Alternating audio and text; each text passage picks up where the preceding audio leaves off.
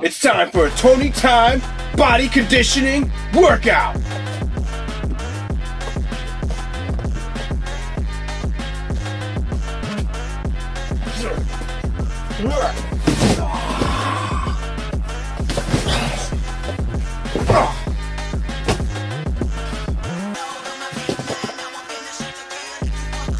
I need more conditioning. Alright, we got a cartridge.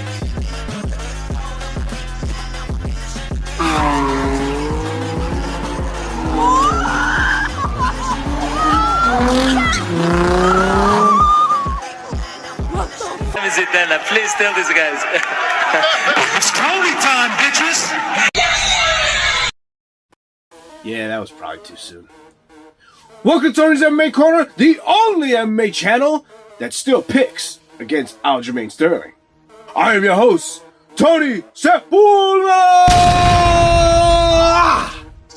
And today, we have plenty to go over. But before we get into all that, let me remind you to sign up for my email list. The link will be in the description. Those who sign up to my email list will get a more based version of me. Yes, all the things that YouTube won't allow me to say will be spoken on my exclusive newsletter. It has been reported that Tony Ferguson has been arrested on a DUI, in which he also flipped his car, completely survived, thus delaying, once again, the Khabib-Tony Ferguson matchup. ONE FC had its first card on American soil. They started off the night with some grappling. The first matchup wasn't super exciting. It was Ty Ruotolo versus a much bigger opponent. Ty really couldn't do anything to him, and his grappling was so dangerous that the bigger opponent just decided, I'm just gonna keep this little dude off of me. Wasn't the best way to introduce the American crowd to grappling. However, later in the night, Mikey Musumeci had a fairly exciting match in which he quickly dominated and disposed of his opponent, even getting a chant from the crowd. Maybe the American crowd is finally turning the corner on its respect for grappling. Maybe we no longer think it's just sus. Speaking of sus grappling, Sage Northcutt was able to secure a heel hook finish against his opponent. Yes, that's right. Sage Northcutt, that karate guy, finished his bout with a heel hook. It's probably for the best. I don't think anybody wants to see MMA's version of Zach Morris get his face smashed in again. That was probably the ideal comeback for Sage. Another one for America. Another American that shined last weekend was Demetrius Johnson, in which he won the trilogy in what might have been a lackluster finish. After getting 2 flying knee knockouts overseas, Demetrius Johnson, who has already had a pretty contentious relationship with American fans because allegedly he doesn't move the needle, decides to have pretty much a clinch battle for 5 rounds and edges out a victory against Adriano Moraes. Certainly, the MMA purists might have enjoyed that fight, but I'm sure casual who just tuned in to ONE FC and Demetrius Johnson wasn't too impressed.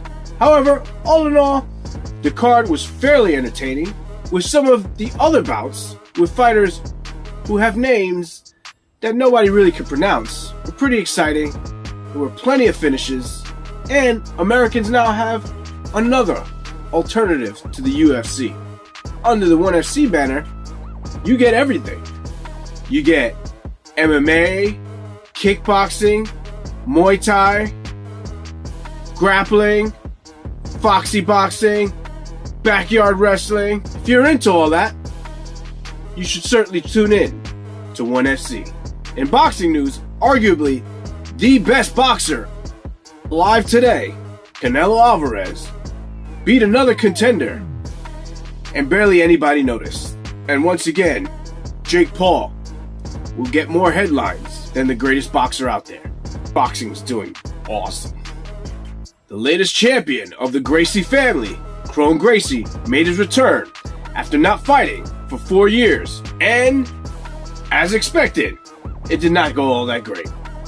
Anyone who follows me knows that I absolutely love jiu-jitsu and Rickson Gracie, and I'm a huge fan of Chrome Gracie. However, I knew that Chrome wouldn't have evolved enough to beat a killer in Charles Jourdain. And I think the Gracies are learning jiu-jitsu can be beat by jiu-jitsu, because everyone knows jiu-jitsu now. And it seems like Chrome Gracie is still fighting under the pretense of the 1990s, where nobody knew jiu-jitsu. Chrome Gracie losing is not a knock on jiu-jitsu. It's actually proof that jiu-jitsu works, even against jiu-jitsu. My pick for 2022's worst best fighter, Belal Muhammad, once again proved why he's a winner of that title. Once again, he was able to win a very boring matchup against a more universally liked personality and fighter in Gilbert Burns to become the next title contender after Colby Covington. And there is nothing we can do about it. We all have to face facts. Belal Muhammad is here to stay. Jamaica's first son, Aljamain Sterling, once again proved all of us wrong and became the bantamweight GOAT, as he was able to beat Henry Cejudo. The story of this bout is Henry Cejudo just didn't have enough activity to gain the judges' favor.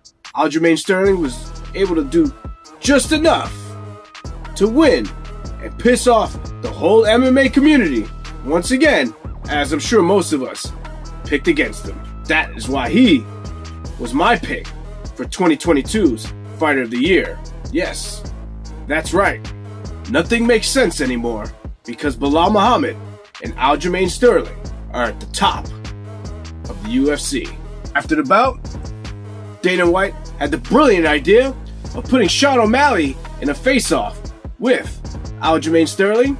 Yes, Sean O'Malley and Aljamain Sterling are going to be fighting for the bantamweight title, not TJ Dillashaw and Peter Yan. This is a wild sport. Well, guys, that's it for me. And I'll see you guys next Tuesday, maybe, on Tony's MMA Corner. This is a wild sport.